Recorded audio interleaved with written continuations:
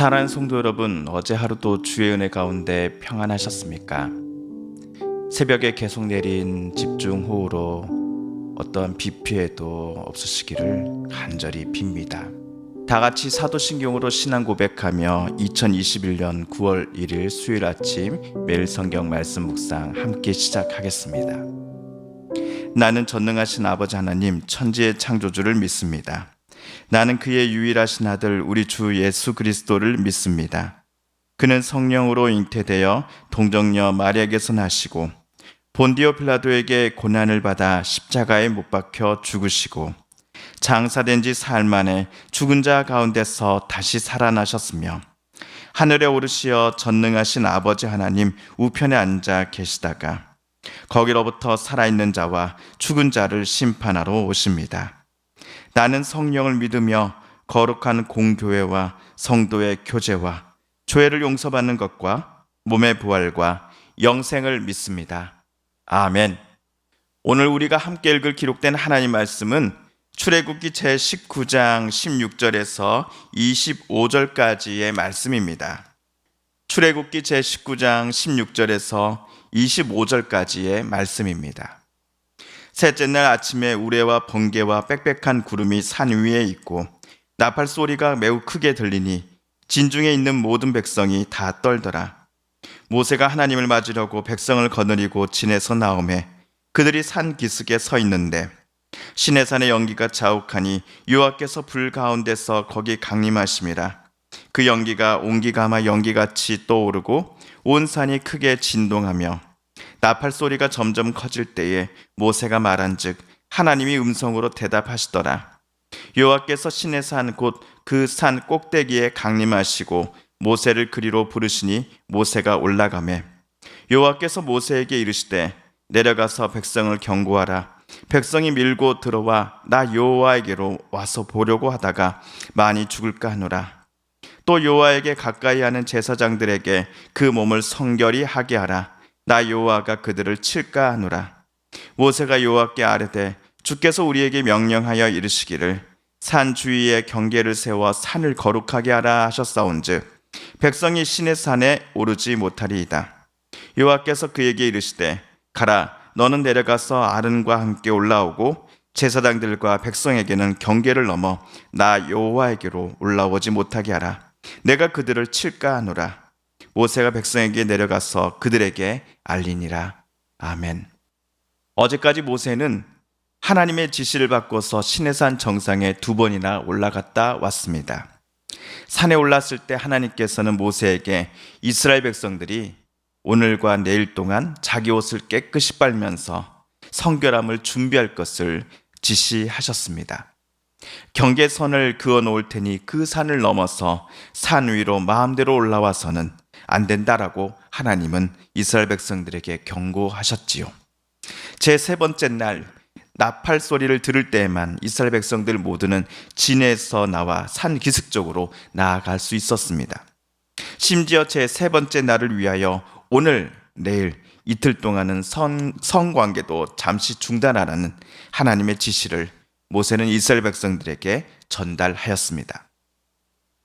그런데 제 세 번째 날에 도대체 무슨 일이 있기에 하나님은 성결함으로 이스라엘 사람들이 이 날을 준비하라고 지시하셨던 것일까요? 그 이유가 오늘 우리가 읽은 18절에 나옵니다. 시내산의 연기가 자욱하니 여호와께서 불 가운데서 거기 강림하심이라. 그 연기가 옹기가마 연기같이 떠오르고 온 산이 크게 진동하며. 그렇습니다. 제 세 번째 날은 여호와 하나님께서 처음으로 시내산에 직접 내려오신 날이었기 때문이었습니다. 산 정상을 둘러싼 연기와 불 그리고 빽빽한 구름 사이로 하나님께서 직접 내려오신 날이 바로 세 번째 날이었던 것입니다. 오늘 우리가 읽은 16절을 보시면 제 세 번째 날이 이스라엘에게 마침내 찾아왔음을 우리는 알게 됩니다. 세 번역으로 제가 16절을 다시 한번 읽어보겠습니다. 마침내 셋째 날 아침이 되었다. 번개가 치고 천둥 소리가 나며 짙은 구름이 산을 덮은 가운데 산양 뿔나팔 소리가 우렁차게 울려 퍼지자 진에 있는 모든 백성이 두려워서 떨었다.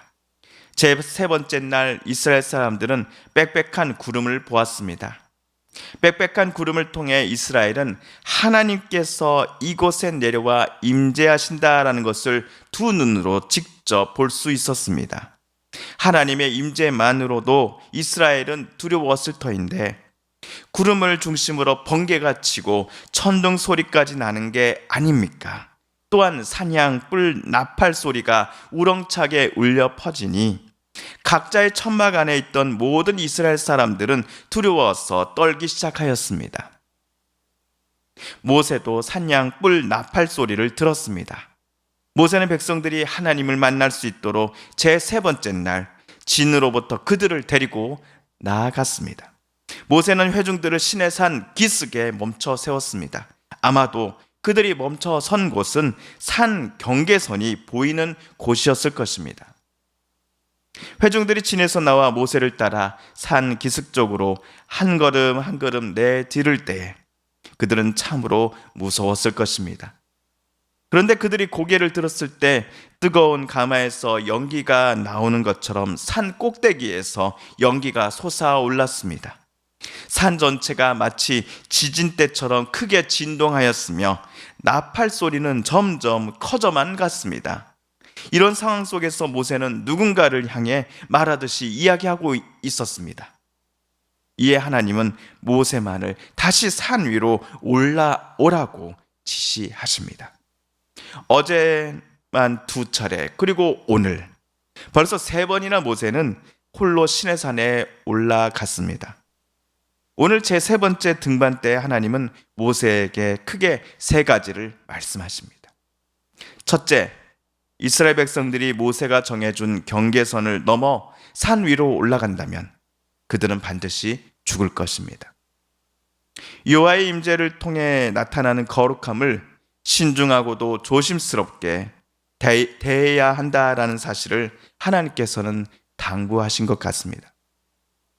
둘째, 모세 다음으로 여호와 하나님과 가까이 지내게 될 제사장들이 자기 몸을 성결하게 하지 않을 경우 하나님께서는 그들을 직접 치신다라고 하셨습니다. 아직 제사장 제도가 시작되지 않았을 때임에도 제사장들이 당시 이스라엘 회중 속에 있다라는 오늘 기록이 우리로서는 조금 당황스러운 게 사실입니다. 어떤 학자들은 지난번 모세가 세웠던 10부장, 50부장, 100부장, 1000부장과 같은 이들이 여기서 제사장으로 불린 게 아니었나라고 추정하기도 합니다. 이처럼 오늘 제사장이 정확하게 누구를 말하는지에 대해서는 의견이 분분한 게 사실입니다. 그러나 모두가 공통으로 주장하는 것은 아무리 제사장이라고 할지라도 하나님 앞에 자신의 몸과 마음을 성결하게 하지 않을 경우 하나님은 그들을 치실 것이다 라는 사실입니다. 예를 들어 목사라는 직분이 하나님의 진노를 무조건 피할 수 있는 보증수표가 될 수 없는 것입니다. 그리고 마지막 세 번째 말씀은 아론을 다음에 하나님 앞으로 데리고 나아오라 라는 명령이었습니다. 24절을 제가 세 번역으로 읽어보겠습니다. 주님께서 그에게 말씀하셨다. 너는 어서 내려가서 아론을 데리고 올라오너라. 그러나 제사장들과 백성은 나에게 올라오려고 경계선을 넘어서는 안 된다. 그들이 경계선을 넘으면 나 주가 그들을 쳐서 죽일 것이다. 지금까지 하나님과 이스라엘 사이의 중재 역할은 모세만이 담당하였습니다. 그런데 오늘 하나님께서 모세와 더불어 함께 중재자의 역할을 담당할 사람으로서 아론을 새롭게 선택하셨습니다. 다음번에는 하나님께서 모세에게 말씀하실 것이 있으셔서 모세를 산 위로 올라오라고 하실 때에 아론도 모세와 함께 하나님의 임재 앞에 서게 될 것입니다. 그럼에도 제사장들과 백성들은 혹시라도 산 경계를 넘어서 자기들 마음대로 산 위로 올라올 경우 하나님께서는 그들을 치실 것입니다. 이스라엘이 여호와를 호기심의 대상이 아니라 사랑과 경배를 드릴 하나님으로서 인정하고 존중할 것을 하나님은 그들에게 원하셨던 것 같습니다.